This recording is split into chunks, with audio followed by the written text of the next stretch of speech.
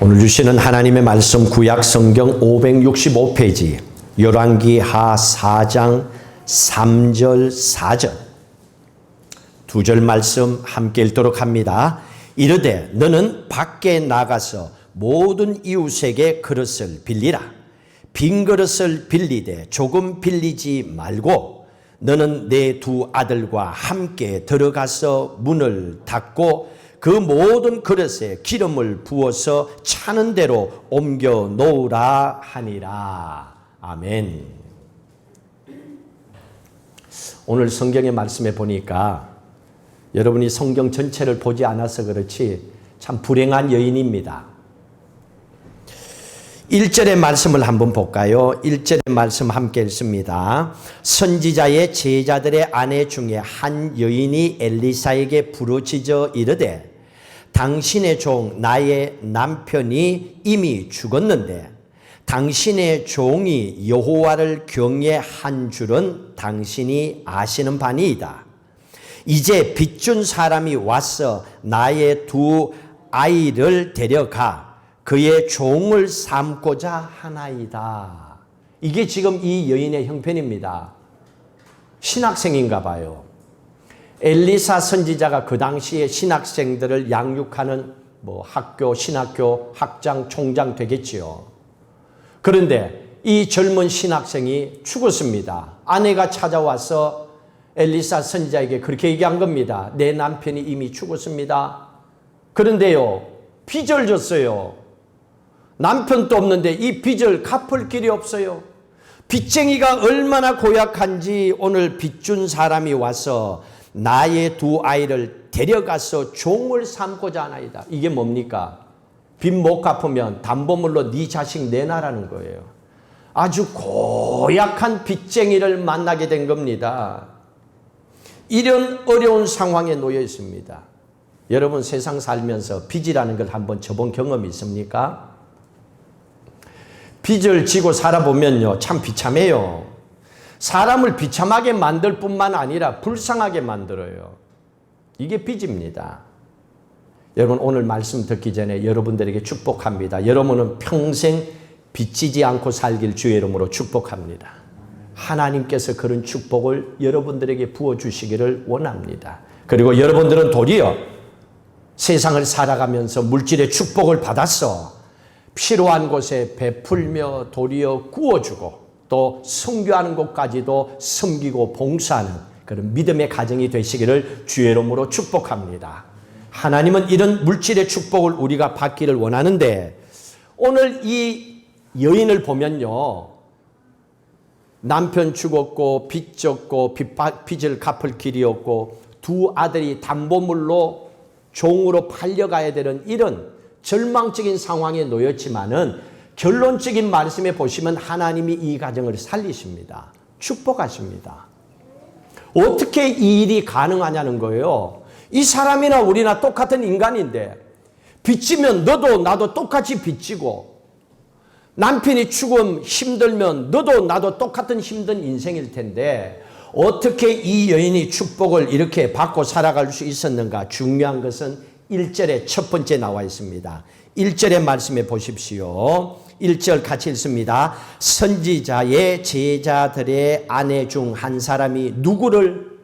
엘리사에게 부르짖어 이르되. 엘리사에게 부르짖었다는 것은 하나님의 종 엘리사를 찾아와서 기도 부탁을 했다는 겁니다. 지금 내가 이런 형편입니다. 나를 좀 도와주세요 하고 기도를 부탁했습니다. 엘리사의 이름의 뜻이 뭔 줄 아세요? 하나님은 나의 구원이시다. 그 뜻입니다. 이게 엘리사입니다. 내가 지금 이렇게 인생이 힘든데 하나님이 나의 구원이 되셔서 내 가정, 내 자식들 빚도 좀 해결해 주세요. 하나님만이 나를 구원해 줄 수 있습니다. 이 소망을 가지고 여인이 엘리사 선자를 찾아갔다는 말이죠. 여러분이 믿는 하나님은 그런 분입니다. 여러분들은 진짜 그 하나님을 믿고 사세요? 여러분들이 인생을 살아가다가 어떤 어려운 문제가 생겼을 때에 슬픔의 문제든 돈의 문제든 자식의 문제든 어떤 문제가 생겼을 때 오늘 이 말씀처럼 하나님은 구원하지 못할 게 없다.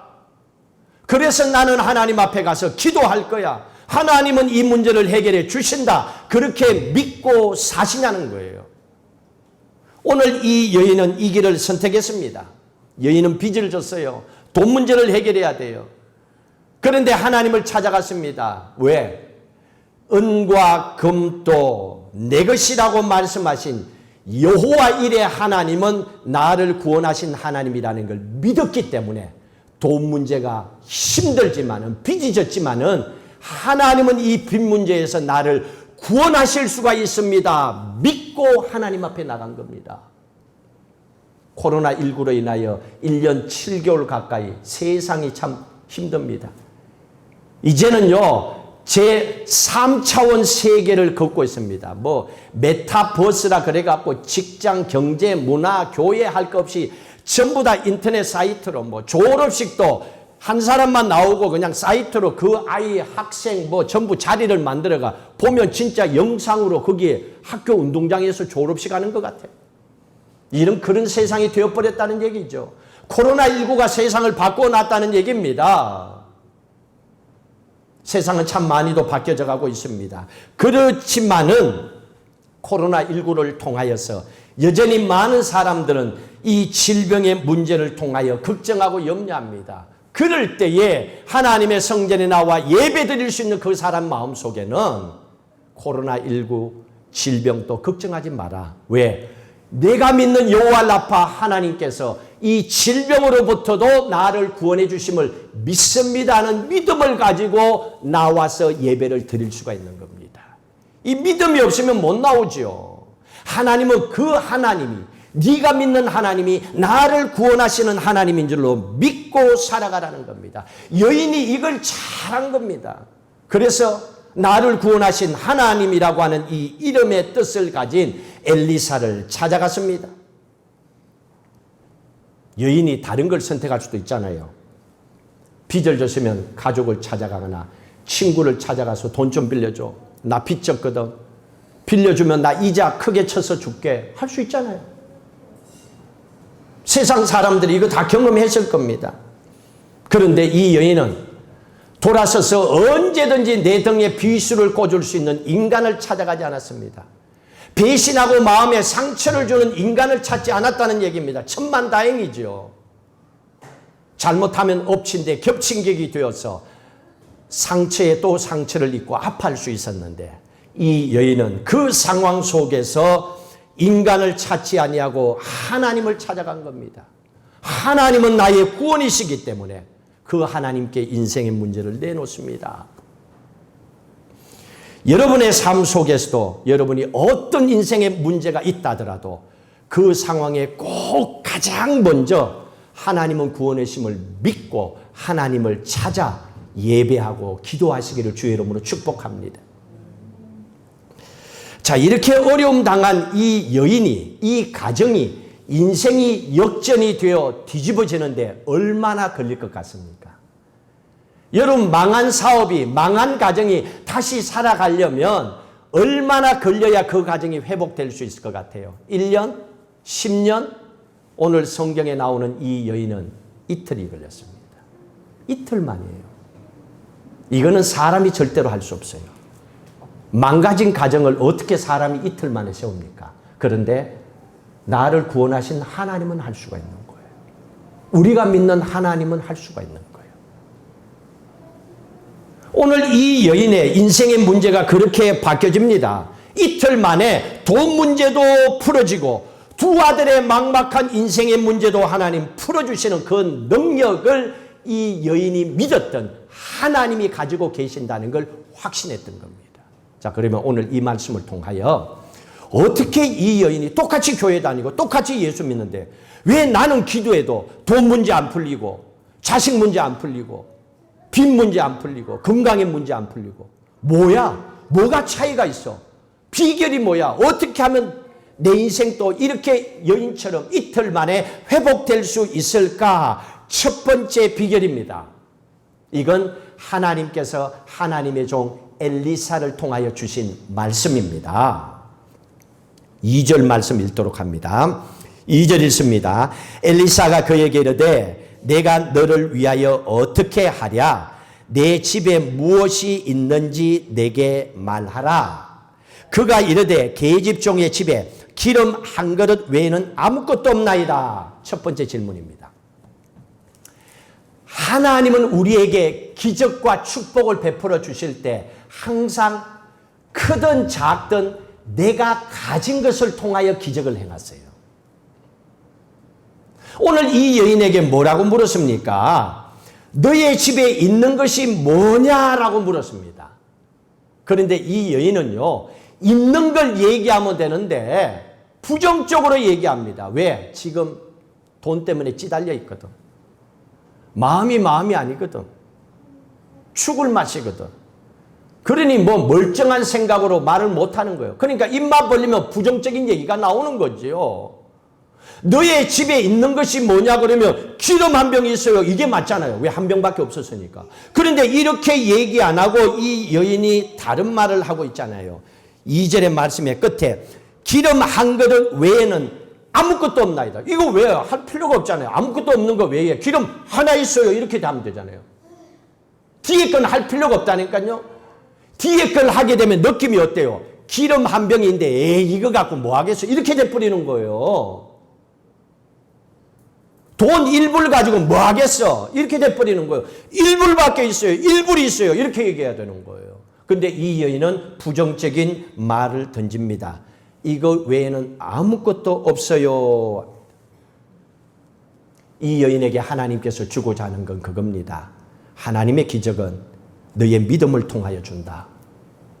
네가 하나님이 너의 인생에 기적을 베풀 수 있다는 걸 먼저 믿어야 돼. 무엇을 통해서? 네가 가지고 있는 것을 감사함을 통해서. 그거 감사하지 못하는데 네 빚 갚아준다고 네가 감사할 줄 아냐? 야, 그건 인간이 아니야. 사람들은 그거 잘 못해. 하나님 그걸 알고 있는 거예요. 그래서 이 기름 한 병을 통하여 감사하는 마음을 먼저 가지게 하시는 거예요. 그리고 가진 것을 통하여 기적을 베푸시길 원하는 거예요. 출애굽기 4장에 보세요. 모세를 통하여 하나님 430년 동안 애굽에서 노예 생활했던 이스라엘 백성들을 데리고 축복의 약속의 땅 가나안으로 데려갑니다. 뭘 쓰셨습니까? 모세에게 있는 지팡이 하나를 쓰셨어요. 그 지팡이 하나를 가지고 광야 40년의 기적을 행하시고 이스라엘 백성들을 가나안 땅에 보냈습니다. 여러분이 가지고 있는 게 뭡니까? 여러분 집에 있는 게 뭡니까? 여러분에게 지금 묻습니다. 이 여인처럼 너의 집에 뭐가 있냐? 여러분 뭐라고 대답할 거예요? 이거 있는데요. 저것도 없고 저것도 없고 저것도 없고 저것도 없고 뭐 없는 것도 널어놓을 생각 안 해요? 그러니 하나님이 기적을 행할 수 없는 거예요. 너는 날마다 가진 게 아니라 없는 것만 얘기하고 있는데 내가 어떻게 도와주겠니? 이 여인에게 하나님께서 던진 메시지입니다. 너의 집에 있는 것이 뭐냐? 두 번째로 또 질문한 게 있습니다. 3절 같이 읽습니다. 이르되 너는 밖에 나가서 모든 이웃에게 그릇을 빌리라. 빈 그릇을 빌리되 조금 빌리지 말고 많이 빌리라는 거죠. 빌릴 수 있는 만큼 다 빌리라는 겁니다. 여기 잘 보세요. 빌리라고 했습니다. 훔쳐오라는 얘기가 아니에요. 얻어오라는 얘기가 아니에요. 빌리라고 했습니다. 동네 사람들에게 그릇을 빌리라 갑니다. 여러분들이 빌리라 가요, 지금? 뭐 꽤 많이 있겠죠, 뭐. 예를 들어서 한 100호 정도 산다고 합시다. 100집 중에서 찾을 만큼 다, 곳곳이 다 가야 돼요. 아들 둘하고. 여러분, 그릇을 빌리라 가면 문을 두드리고 주인이 나왔어요. 그럼 설명부터 해야 되잖아요. 왜 왔는지. 그걸 뭘 설명할 거예요, 여러분들이? 만나서. 문 열면 왜 왔는데? 그릇 좀 빌려줘. 그러면 상대방이 뭐라 그러겠어요? 왜? 그릇을 왜 빌리려고 하니? 물을 거 아니에요. 그러면 설명해야죠. 어떻게? 내 남편이 죽었어. 빚을 졌는데 갚을 길이 없어. 이거 빚을 갚을 수 없어서 내 두 아들이 종으로 팔려가야 돼. 그러니까 이 그릇 좀 빌려줘. 현재 자존심 상하는 내 현재 상황을 얘기를 다 해야 돼. 한두 집이 아니야. 문 두드릴 때마다 얘기하고 문 두드릴 때마다 얘기하고 계속 얘기해야 돼요. 이 여인의 마음을 한번 돌아보세요. 얼마나 비참한지. 남에게 빌리러 가보세요. 얼마나 비참한지. 저는 고등학교 3학년 때 먹을 게 없어갖고 이모님, 큰 이모님 집에 밥 한 그릇 빌리러 간 적이 있어요. 쌀이 없어. 먹을 쌀이 없어서. 이모님 집에 빌리러 가는데도 쪽팔리더라고. 야, 이게 뭐냐고. 밥 한 그릇을 빌리러 가다니. 쌀이 떨어서 쌀집에 가가지고 돈 갚아줄게요 하고 누런 봉투에 외상으로 사온 적도 있어요. 얼마나 비참한 줄 아세요? 이 여인의 심정이 그런 겁니다. 그런데 하나님께서는요, 우리를 축복하시기 전에 가장 먼저 우리가 아무것도 아닌 부족한 인생이라는 걸 스스로 깨닫게 합니다. 그리고 하나님의 축복이 아니고는 남은 아무것도 아니에요. 하나님 이걸 먼저 알게 하시는 거예요. 그래야 하나님의 축복과 은혜를 받고 살아갈 수 있는 거예요. 축복받을 수 있는 마음의 그릇을 하나님은 깨끗하고 빈 그릇으로 먼저 준비하는 겁니다. 집집마다 다니면서 그릇을 빌리러 갈 때 주님이 분명히 물었을 겁니다. 마음과 마음으로. 야, 너 지금 창피하지? 다음 집 가서 문 두드리고 또 그 얘기하고 그릇 빌리는 거 자존심 상하지? 주님이 왜 모르겠어요? 알고도 보내셨잖아요. 그런데 주님이 얘기합니다. 너 그래도 만날 때마다 얘기해라. 나는 아무것도 아닌 부족한 존재임을 얘기해라. 나는 남편 죽었어요. 빚쟁이에요. 두 아들이 팔려가야 되는 이런 상황에 놓였지만 나는 아무것도 할 수 없는 무능한 엄마입니다. 자식이 팔려가는 걸 그냥 쳐다보고만 있어야 되는 그런 엄마입니다. 나는 아무것도 아닙니다. 너는 그 얘기해. 이 집도 저 집도 가는 집집마다 얘기해. 여러분 그런 마음으로요. 5, 6집 아마 한 10가정만 두드리고 들어가면요. 진짜 비참하고 죽고 싶을 거예요. 그냥 확 죽어버리면 좋을 거예요. 너무너무.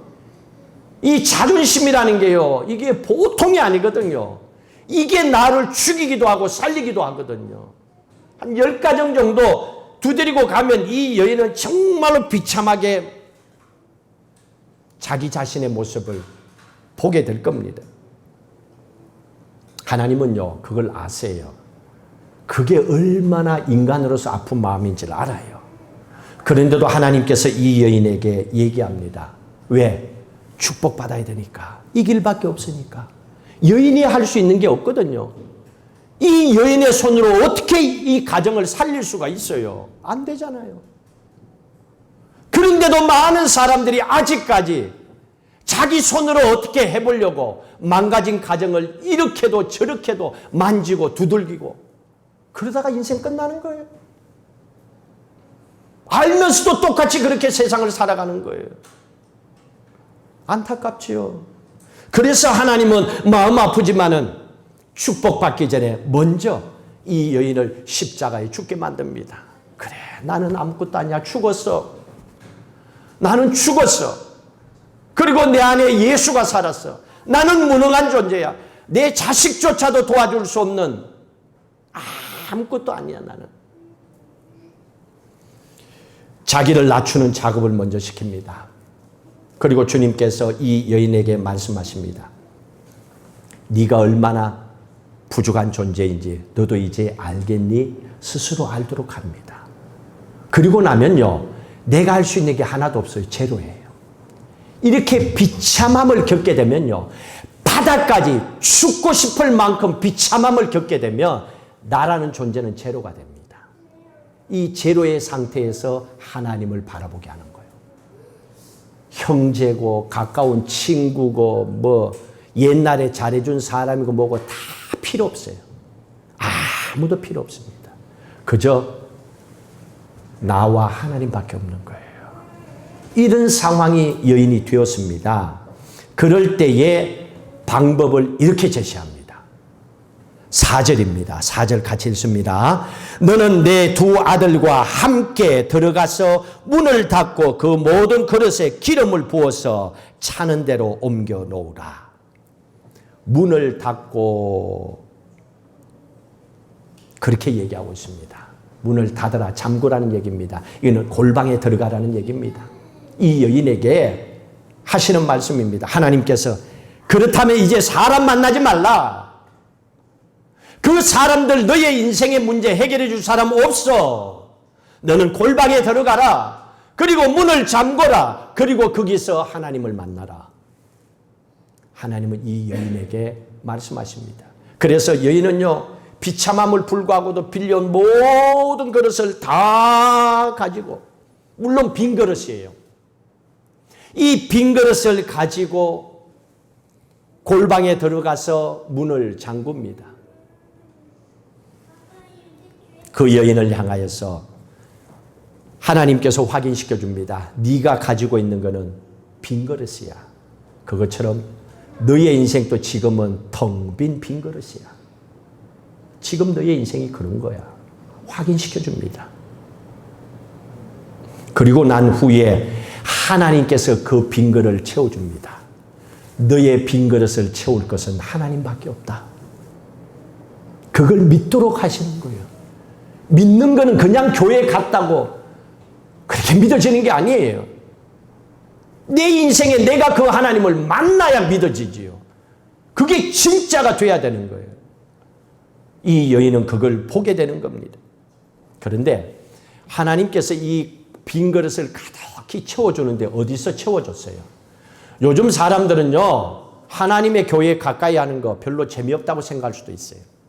아니면 교회가 또 재밌게 안 하면 또 안 될 정도로 돼버렸고, 이 여인이 하나님의 채워주심을 받았지만은 여인은 길거리를 다니면서가 아니었습니다. 뭐 카페에 앉아서도 아니었습니다. 이 여인은 문을 닫고 골방에 들어가서 그곳에 계시는 하나님을 만난 겁니다. 하나님은 여기 계신 거예요. 물론 세상을 창조하신 하나님, 계시지 않는 곳이 어디 있겠어요? 어디라도 계십니다. 그러나 하나님이 1대1로 망가진 내 인생을 회복시켜 주시기를 원하는 그 장소는 골방이었던 거예요. 망가진 세상 어느 한 그런 곳이 아니었습니다. 그래서 우리는 세상을 살아가면서 가끔씩 인생이 답답하고 힘들 때에, 내 힘으로 해결할 수 없는 문제 앞에 놓였을 때에 우리도 세상의 문을 닫고 하나님께 집중할 수 있는 시간과 장소를 가지고 있어야 됩니다. 이게 필요한 거예요. 그게 예배입니다. 세상 살아가는 동안에 하나님께 집중할 수 있는 시간, 하나님을 만날 수 있는 장소, 내게는 너무나 소중하기 때문에 하나님께서는 이 땅에 바쁘게 살아가는 우리에게 예배라고 하는 것을 허락하신 겁니다. 그래서 예배를 소홀히 여기면 안 되는 겁니다. 내가 죽고 사는 인생이 걸려 있는 거예요. 하나님께서는 예배 시간에 하나님의 것으로 다 채워주기를 원하고 계시는 겁니다. 그래서 하나님께서 약속하신 모든 것으로 우리를 채워주시는 시간, 그게 예배입니다. 우리에게 빈 주머니든 빈 그릇이든 텅 빈 답답하고 상처 입은 내 영혼이라 하더라도 하나님께서 가득하게 채워주시는 시간이 예배 시간인 겁니다. 그래서 시간과 장소를 특별히 정해서 골방에 들어가서 하나님 앞에 기도하는 겁니다. 지금까지 이 여인에게 하나님께서 엘리사 선지자를 통하여 하신 게 뭐였습니까? 스스로 그 여인의 입으로 하여금 자존심 상하는 마음도 토해내도록 했습니다. 숨기는 게 아니었습니다. 나는 남편 죽었고 과부입니다. 빚쟁이입니다. 그리고 빚에 시달리고 있습니다. 두 아들, 빚을 못 갚으면 종으로 팔려가야 되는 그런 상황에 놓여 있습니다. 그럴 때 더 이상 너의 힘으로 너의 인생을 해결할 수가 없어. 그러니 너의 인생을 해결받고 싶으면 먼저 너는 자존심도 상하고 창피하기도 하지만은 동네를 다니면서 그릇을 다 빌리라고 했습니다. 그리고 하나님, 나는 참 무능한 존재입니다. 하나님이 아니고는 안 됩니다. 하나님이 이걸 먼저 알게 하시는 거예요. 이게 해결 안 되면요, 하나님이 어떻게 해줄래야 해줄 수가 없습니다. 왜? 내가 버티고 있으니까. 내 힘으로, 내 능력으로 내가 할 수 있는데 뭐 구태여 목숨 걸고 주님밖에 없습니다. 이렇게 뭐 할 일이 없잖아요. 그런데 하나님의 기적은 여기서 나타나는 겁니다. 그리고 여인에게 얘기했잖아요. 너 그릇 많이 빌렸느냐? 그러면 조용하게 골방에 들어가서 문 닫아라. 거기서 하나님을 만나라. 하나님이 말씀해 주셨습니다. 그래서 이 골방에서 두 아들과 여인이 문을 잠그고 하나님을 만납니다. 그 다음날 이 여인의 인생이 바뀌어졌습니다. 축복을 받게 됐습니다. 어떻게 이 여인이 축복을 받았습니까? 오늘 성경에 보니까 아주 심플합니다. 하나님의 말씀대로 순종했더니 축복받았어요. 교회 다니는 사람 이 정도는 다 알아요. 근데 문제는 순종 안 하니까 문제지. 그런데 이 여인이 순종했습니다. 5절, 6절 같이 읽어볼까요? 여인이 물러가서 그의 두 아들과 함께 문을 닫은 후에 그들은 그릇을 그에게로 가져오고 그는 부었더니 그릇에 다 찬지라. 여인이 아들에게 이르되 또 그릇을 내게로 가져오라 하니 아들이 이르되 다른 그릇이 없나이다니 기름이 곧 그쳤더라. 두 아들과 함께 그릇이 다 찼더라 그랬습니다. 얼마나 많이 빌려왔겠어요. 그 모든 그릇에 기름이 다 찼다고 합니다. 근데 실제적으로 기름은 한 병밖에 없었어요. 기름은 한 병밖에 없는데 그 한 병 기름을 가지고 부을 때마다 이 그릇도 채워주고 이 그릇도 채워주고 이 그릇도 채워주고 기름이 계속 줄줄줄줄 흘러내리는 거예요. 여러분 그걸 보고 있으면 어떤 기분일까요? 여러분 인생을 살다가 돈줄이 여기도 풀리고 저기도 풀리고 여기도 풀리고 그럼 그걸 여러분들이 직접 본다고 생각해 보세요. 그 기분이 어떨까요? 이 여인이 지금 자기들 눈으로 그거를 아이들과 함께 보고 있는 겁니다. 어떻게 이 기적이 나타났습니까? 순종이죠. 교회만 다녀서가 아닙니다. 그 말씀대로 본인이 살았던 거예요. 순종했던 거예요. 놀라운 기적이 일어났죠. 여러분들도 이 말씀을 기억하셔야 됩니다. 한번 따라합시다. 순종할 때 기적이 일어난다. 이건 여러분의 신앙의 고백이 돼야 돼요. 그리고 난 후에 어떤 일이 일어납니까? 하나님께서요, 이 가정의 7절에 이렇게 축복합니다. 이제는 문제가 해결되었습니다. 7절 같이 읽습니다. 그 여인이 하나님의 사람에게 나아가서 말하니 그가 이르되 너는 가서 기름을 팔아 빚을 갚고 남은 것으로 너와 내 두 아들이 생활하라. 놀라운 기적을 베푸십니다. 빚도 갚고 생활하라고 합니다. 기름을 팔아서 생활하라고 하는 이 히브리어가 중요합니다. 히브리어로 생활하라 하야입니다. 하야라고 하는 이 단어의 뜻은 부흥 또는 부활 이런 뜻이 있어요. 이 말이 뭡니까? 너는 기름을 팔아서 생활하라 하는 얘기가 뭡니까? 너는 부활하는 인생을 살아라. 너는 부흥하는 인생을 살아라. 그 말입니다. 기름 가지고 팔아가지고 팔아가 섣버리고 없으면 또 거지 되잖아요. 그런 인생이 아니고 너 죽을 때까지 부활하는 거. 부활이 뭡니까? 죽었다가 살아나는 게 부활이잖아요. 그러니 너는 앞으로 살아가는 동안에 절대로 죽는 법이 없어. 망하는 법이 없어. 빚지는 법이 없어. 너는 부활하는 인생을 살아라. 부흥하는 인생을 살아라. 잘 되는 인생을 살아라. 그 뜻이 생활하라는 얘기입니다. 기름이나 팔아서 그냥 밥이나 몇 끼 먹고 살다가 그냥 가라. 이 말 수준이 아니라는 얘기입니다. 놀라운 축복의 말씀이 여기에 숨겨져 있었던 겁니다. 세상을 살아가지만은 살아있지만은 죽은 것 같은 인생을 사는 사람들 세상에 많아요. 교회 나오는 사람들 중에서도 있어요. 예수 아니면 확 그냥 이런 사람도 있어요. 살아있지만은 내가 지금 왜 사는지 몰라. 죽는 게 속 편하겠어.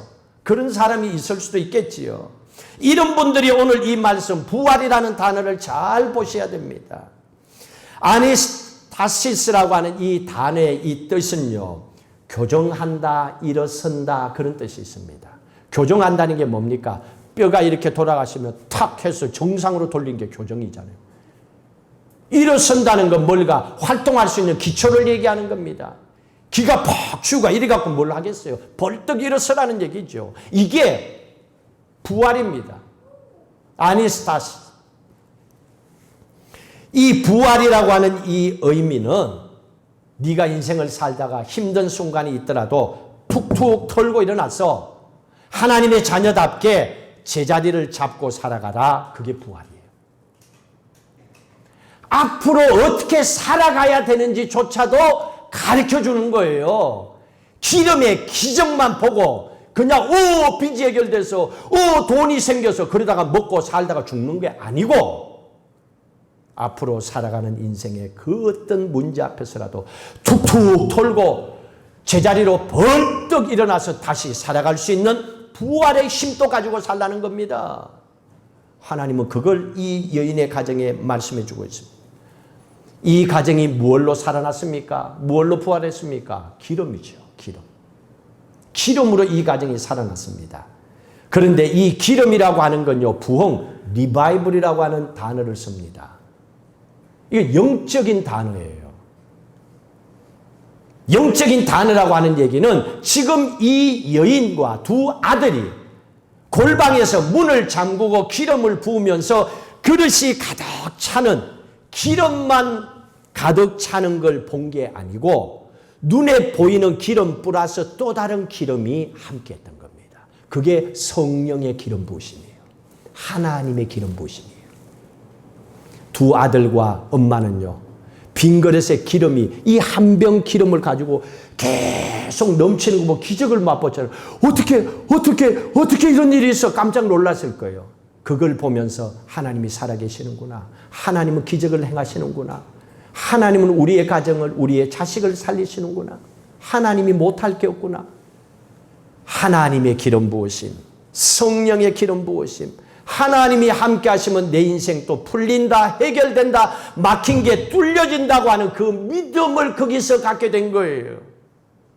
그 하나님을 거기서 만나게 된 겁니다. 이게 기름 부으심을 받았다는 말씀입니다. 그래서 두 아들과 엄마는 기름이 가득 차는 그곳에서 하나님 살아계심을 보게 된 거예요. 이 믿음을 가지게 된 겁니다. 이 기름 부음을 받고 이 여인은 두 아들과 함께 살아가도록 하나님이 축복을 해주셨습니다. 하나님이 원하는 건요, 그냥 기름이 가득 찼으니까 이걸 팔아서 먹고 살아라, 이 수준이 아닙니다. 이거 플러스 하나님께서는 그릇에 기름이 가득 차는 것을 너희들이 봤지. 네 눈으로 하나님이 기적을 행하시는 걸 봤지. 그러면 그 하나님이 너의 인생 앞으로 살아가는 동안에 너와 함께한다. 성령의 기름 부으심이 너와 함께한다. 하나님의 기름 부으심이 너와 함께한다. 그러니 너는 그것을 믿고 평생 부활의 인생을 살아가라. 하나님은 그걸 이 여인과 두 아들에게 말씀해 주고 계시는 겁니다. 오늘 우리에게도 동일하게 하나님은 이 말씀을 해주고 계시는 겁니다. 여러분 교회 와서 기도해야지요. 그런데 성령의 충만함을 위해서 반드시 기도해야지만은 먼저 여러분들도 이 여인처럼 하나님께 오면 돈 달라고 기도하세요. 돈이 필요하니까. 돈뿐입니까? 사업이 잘 되도록 기도해야죠. 하나님이 축복해 달라고. 하나님이 건강도 지켜달라고. 하나님이 자식들도 잘 되도록 해달라고 기도하세요. 그리고 그걸로 끝나지 말고 성령의 기름 부으심을 받도록 기도하셔야 돼요. 평생 부활의 인생을 힘들 때 툭툭 털고 일어나서 원래의 자리로 서서 다시 살아갈 수 있는 그 하나님의 함께 하신 성령의 기름 부으심을 받고 살아갈 수 있도록 기도하라는 얘기입니다. 이 믿음도 가지고 살라는 얘기입니다. 이 성령의 기름 부으심을 가지고 세상을 향하여 나가라는 얘기입니다. 그럴 때에 하나님께서는 우리의 삶 속에 내 힘만이 아니라 하나님 부어주시는 성령의 능력을 가지고 세상을 살아갈 수 있구나. 믿음으로 살아갈 수 있구나. 하나님이 함께하면 되는 길이 열려지는구나. 이걸 하나님은 우리에게 가르쳐주고 계시는 겁니다. 여러분, 세상에 살아갈 때에 돈 문제도 여러 가지 힘들고 그렇지만은 인간의 문제도 참 힘듭니다. 여러분, 세상 살아가는 동안에 여러분의 가정을 괴롭히는 인간들도 있을 겁니다. 하는 것마다 여러분의 마음을 속상하게 하는 사람들도 있을 겁니다.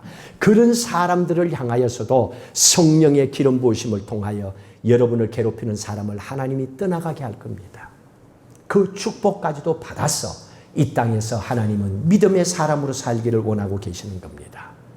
오늘 이 시간 이후로 여러분의 삶이 다시 한 번 더 예수 그리스도 안에서 부활의 삶을 살아가시기를 주의 이름으로 축복합니다.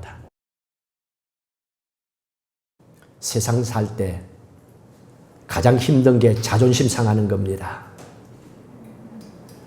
사람들 앞에서 비참한 내 모습을 보는 겁니다. 이렇게까지 해야 되나? 이렇게까지 했으라도 내가 살아야 되나? 이 생각을 할 때가 가장 살맛이 안 납니다. 그런데 우리가 하나님을 만나게 되고 하나님께서 내 인생에 바닥치는 그 가운데서 만나주시고 이렇게 세워주셔서 나의 가장 부족한 모습을 우리 스스로 인정하고, 그래, 나는 하나님의 은혜가 없으면 안 돼.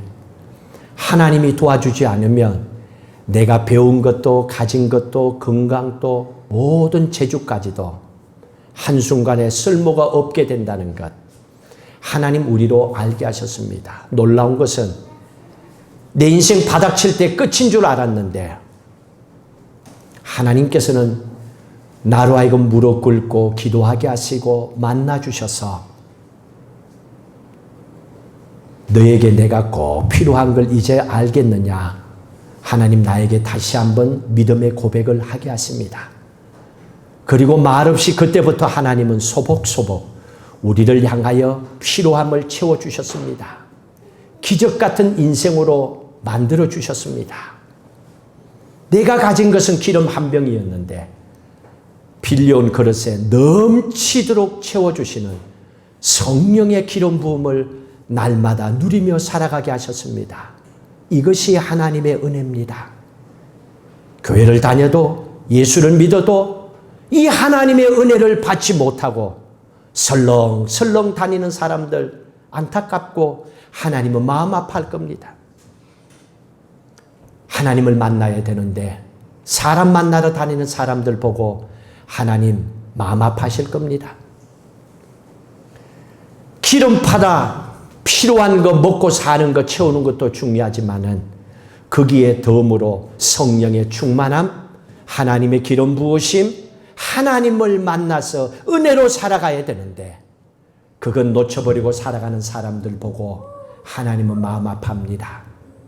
그래서 오늘 이 불행한 여인을 통하여 인생이 바꿔주시는 하나님의 축복이 함께 하심을 우리에게 믿도록 하시고 우리도 그 축복을 받고 살 수 있는 길을 보여주셨습니다. 이제는 각자가 선택해야 됩니다. 세상 살아가는 동안에 우리에게도 여러 가지 문제가 있을 겁니다. 그럴 때에 여인처럼 하나님의 말씀대로 선택하고 살아갈 건지, 세상 사람들처럼 그렇게 살아갈 건지 믿음으로 잘 결단하게 하여 주셔서 우리의 삶은 부활의 삶을 선택하고 살아갈 수 있도록 하나님 우리를 붙잡아 주시옵소서.